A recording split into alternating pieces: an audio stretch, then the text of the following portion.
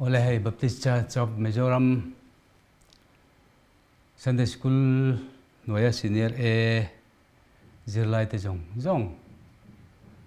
kanal pai so Christa mangin chibai kabu ka cheu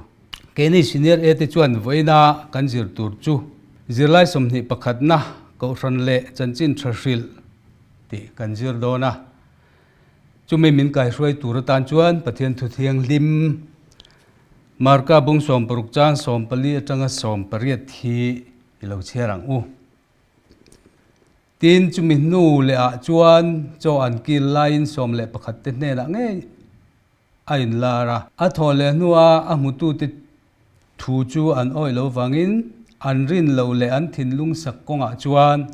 azil hauta a tin an ne na khovel zong zonga kal ula thil siam zong ne la chuan chanchin thai ro u aringa baptist machang chu chandamin an omanga aring lowero chu thiam lo changin an omang tin heng chin chiana te hian ring tu te chu azui zelang ka mingin ram huai te an not chuak anga tong thar te nan tong anga rul te kutin an la anga thi na tur eng po in ma sila eng ma an tilawang dam lo te chunga kut an ngat anga an dam zelang ati a ti chuan hei thuvon tur kan nei a mathai bung somni priat chang som pukwale chang somni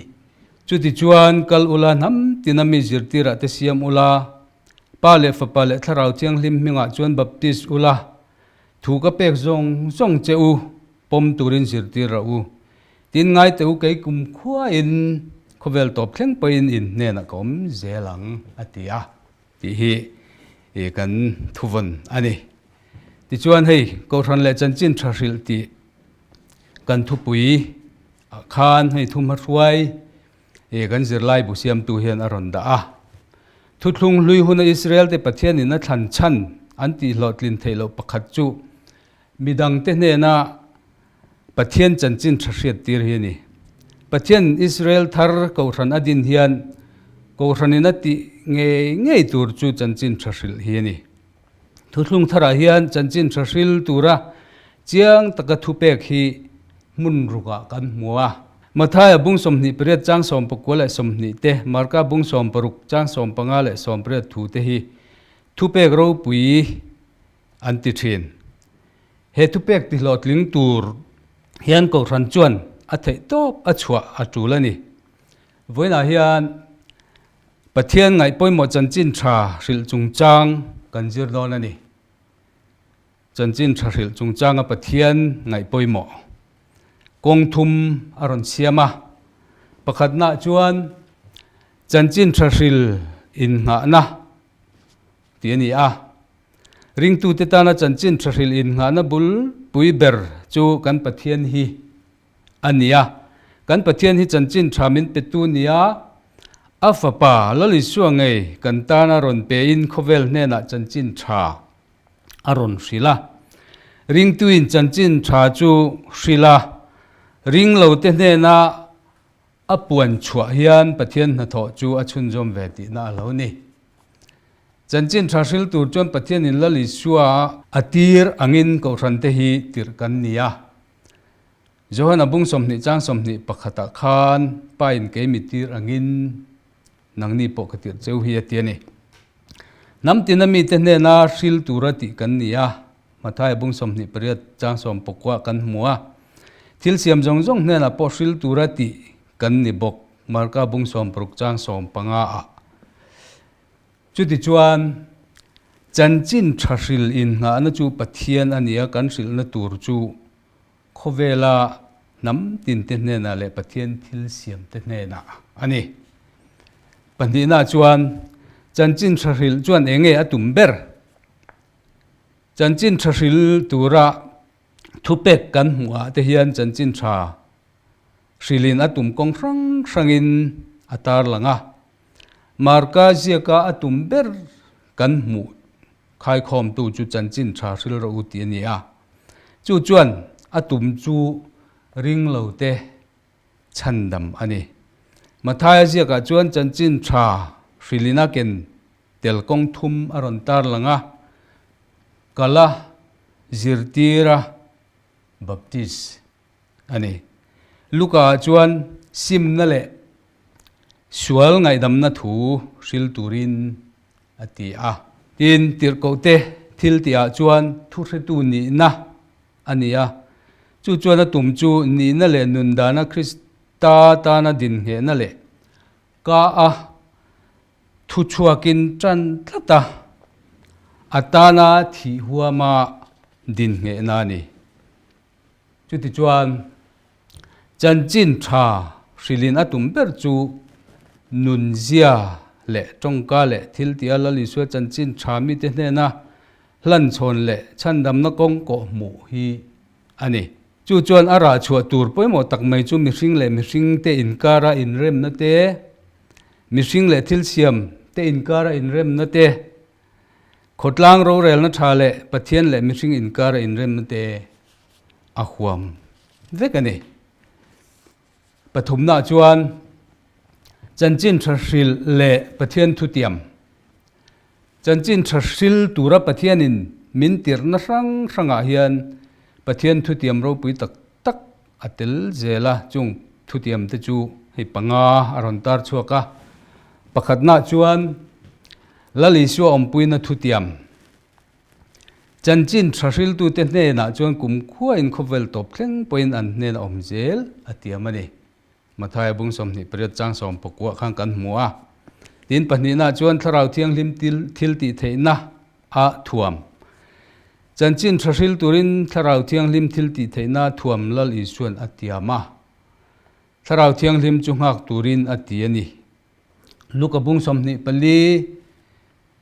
chang somli pakwa chuan tin ngai te u kapa thil tiam chu in ne na karon tir don nimasila chunglama ta thil ti theina an thuam ma lo cheu zong khopuya hian om reng ro u atia tharau thiang lim thil ti theina a thuam kha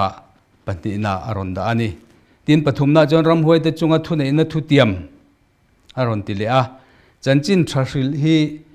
tharau lam in do na ani awangin chanchin tha hril tu te chu ram huai te chunga thu nei na po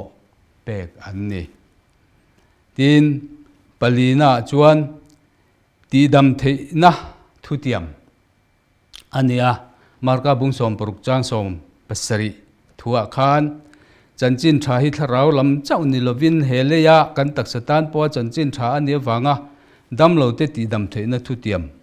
pek kan ni thu aron soya ta chuan dam lo te chunga kut ngata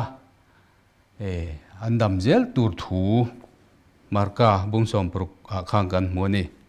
ti chuan pangana chuan thil siam te chunga thu nei na thu tiam chanchin tha hi thil siam te thlenga chanchin tha ani tel boka wangin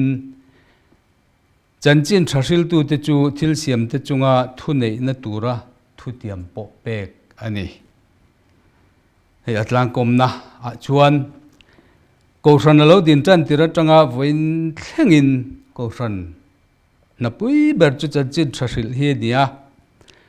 chanchin thril chuan pathian chandam na na tho midang te hne na hriat tir zel hi atumani a chu pathian chandam na chu mi in achan hian taksa rilru le tharau lama mal som na tam tak adong thin ani he pathian na pui ber kan tho hiang ko ran chuan ati tur dik tak ati ani a pathian ram alo ti zau thina pathian om pui na dum tak po alo chang thin ani kha voina e kan zir tura ron tar chua chu ani a ti chuan hei zona te hi pathum a oma a chan na nen hian kan ron soingal mai nge chanchin thril in nga na bul ber kha nge ni ti di a chu kan pathian ani a chan na chu tin chanchin thril hian enge atum ber a chan na chu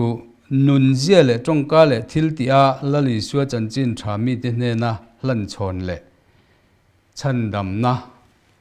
kong ko mu ti ni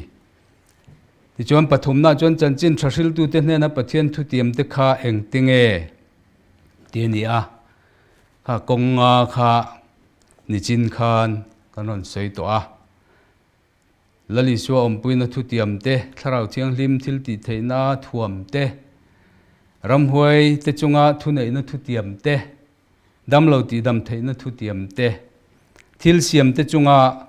thu nei na thu tiam te ti kha a chan na chu ni a ti chuan hei kan zir lai hian ko ran le chan chin thril ti kha kan thu pui kha ni a ril ti le ril ti kha kan han pol nok nok ani a ti chuan kan ngai to zui tan ril chu hei kema te crusade te counseling class kan nei a chan chin tha pathian thonin ril mal mal ani tin pulpit lama speaker loading chuaka speaker khan minron ril ani chungin aron ril ani em tin kan ril lovar ta ate khan khorang ranga te mun rang ranga midang ta thriat tan an rila an wak chuak thin ani em ti te kha kan ngai to zui tan kanon chop chuak ani lalpai kan zatan mal min som ro se amen